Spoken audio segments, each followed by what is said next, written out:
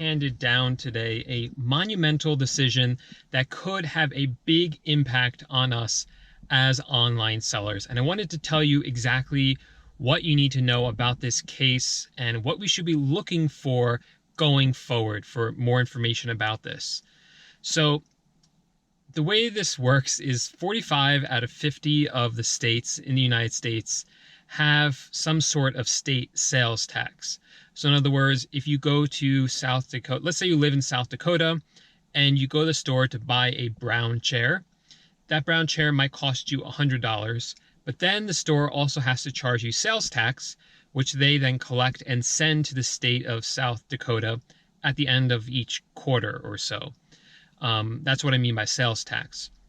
Now, prior to today, you could go online if you lived in South Dakota, find an online seller or an online retailer who doesn't live in the state of South Dakota or doesn't have what's called a nexus with South Dakota. And a nexus is basically just a word that means no sort of connection with the state. So they don't have an office there, no warehouses there, no no data processing centers there, nothing connected with the state. So for instance, myself, I live in New York. So the person living in South Dakota could buy the same chair from me, since I live in New York, and they would only pay $100 and they wouldn't be charged sales tax because I don't have that nexus with South Dakota. Another website that people would often do this on is called Wayfair.com. And Wayfair only has a few processing centers throughout the United States. So when you buy most of your items, when most people buy items from Wayfair.com, they're not charged sales tax. This was how things were going for decades, based on a Supreme Court case out of the early 90s. Well, today the Supreme Court just overruled their prior decision from the early 90s and said that states are allowed to charge sales tax even if the seller doesn't live in the same state as the buyer. So in this instance, if the buyer now tries to buy the item from me, South Dakota could say that I do have to collect sales tax and send it to the buyer to the state of South Dakota, once a quarter or so. Now, I want to break down exactly what this means and what it doesn't mean. So first of all, the Supreme Court has only said that states are allowed to make these rules. It doesn't say they have to charge sales tax. So the first question really is, which states are going to be making these types of rules? That's what we have to look out for. The second thing we have to look out for is what the laws are going to say, because the Supreme Court didn't say that every state has to have the same law or a similar law. They weren't even exactly quite clear on what the limitations of those rules could be. So for instance, the South Dakota law was that anyone who sells items into South Dakota must collect sales tax if they sell at least $100,000 worth of items into South Dakota each year, or at least 200 separate transactions.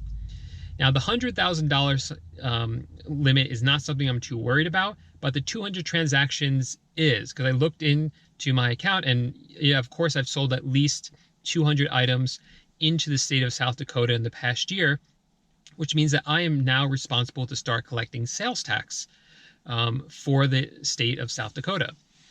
So we're going to have to look at not only which states are going to make these rules, but what those rules are going to look like. Are they going to have similar rules to South Dakota? Or are they going to try to make everyone collect sales tax? So this is what we have to look out for.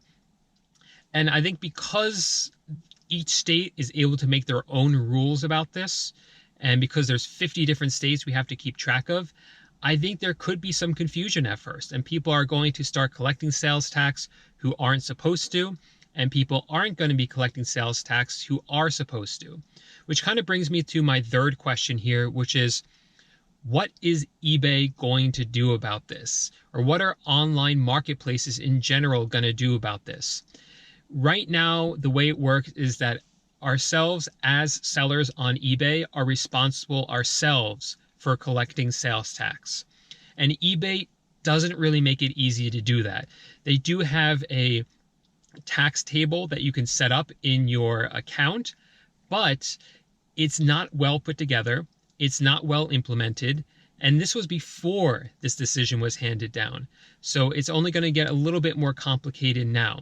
Now, it would be nice if eBay would kind of, step up the game here and maybe collect the sales tax for us, though I don't think that's going to happen. The good news, though, is that there's an awesome company out there called TaxJar. And TaxJar, I've been using them already for the past month or so. And what they do is they actually keep track for me of how much sales tax I've collected already and how much I was supposed to collect. And I can set it up to automatically send the sales tax I did collect to the appropriate state. So right now I only collect sales tax for one state, New York, but that might change going forward with this new ruling and new laws coming out. And I'm hoping that TaxJar really stays on top of their game and continues to provide like the great service they have been. And maybe they can help us make sure that we stay compliant with all the different state laws that might come out. So I'm going to be keeping a close eye on TaxJar for this reason. So that's kind of like the, I guess you could say the technical things that I'm just thinking about after this decision was handed down. Not too worried about those technical things. I think if TaxJar does keep doing a great job, then it really won't be too much of an issue going forward. Now, there are some other things I want to discuss about this decision and how it could impact online sales. But first, I want to remind you that if you want more tips or tricks about e-commerce, especially about eBay and Amazon, make sure you do subscribe to this channel by clicking underneath this video to subscribe. So the other thing I'm thinking about is how this is going to impact sales in general. Are less people going to start shopping online now that this ruling has been handed down? After all, those people that live in South Dakota, they might have been shopping online, buying things from me specifically because that way they would save money on sales tax, right? That advantage is now gone. However, I don't think that means people are going to stop shopping online. I really don't think that was the main reason that people shopped online. I think people shop online because it's convenient and the prices are still better because we don't have the same overhead as online store, as online stores like brick and mortar stores do. In addition, I think people are just becoming more accustomed and getting used to shopping online more. So it's just the default, the go-to. It's just so convenient to do it that way. So I don't think people are going to stop shopping online for that reason. One thing I am thinking about is what, like in this case of South Dakota, like I have to start charging sales tax, but new sellers, like if you're brand new to eBay, you don't have to start charging sales tax for the state of South Dakota yet. So that actually puts you at an advantage over me because people are going to come onto eBay. Maybe they try to buy it from me and then see that I'm charging sales tax and say, never mind, and then find you and you're not charging sales tax, so they will buy from you instead. To be honest, I'm not very worried about that because when I first started to charge sales tax for New York, this was something I was worried about. I was worried that people would stop buying from me because I had to charge sales tax. But I didn't find that actually happen. I found that people were still buying from me and it didn't really impact sales that much. The one thing that's kind of unknown to me at this point is how this is going to impact resale certificates. So right now, when I buy my items from Amazon, Walmart, or Home Depot, for the specific reason of shipping them to customers that I have on eBay, I don't pay sales tax for most of those purchases on Walmart and Amazon and Home Depot because I'm a reseller. I am tax exempt for resale purposes. I don't see that changing. I don't see why that would have to change. But the thing that's going through my head now, what I'm trying to figure out is right now there's some states that don't accept out-of-state resale certificates. So, for instance, when I buy an item from Amazon and it ships to California, I have to pay sales tax on it. But What if California now also requires me to charge sales tax to my customer?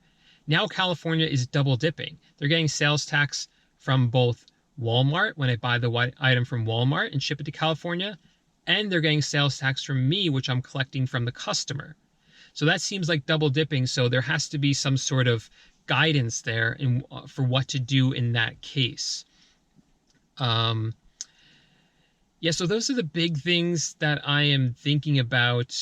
I thought there was another thing, but it's just slipping my mind right now. It's kind of late, and to be honest, I'm not feeling too well. It has nothing to do with the Supreme Court case. Just in general, I'm not feeling too well, which is kind of why I'm up so late right now in the car just to make this video.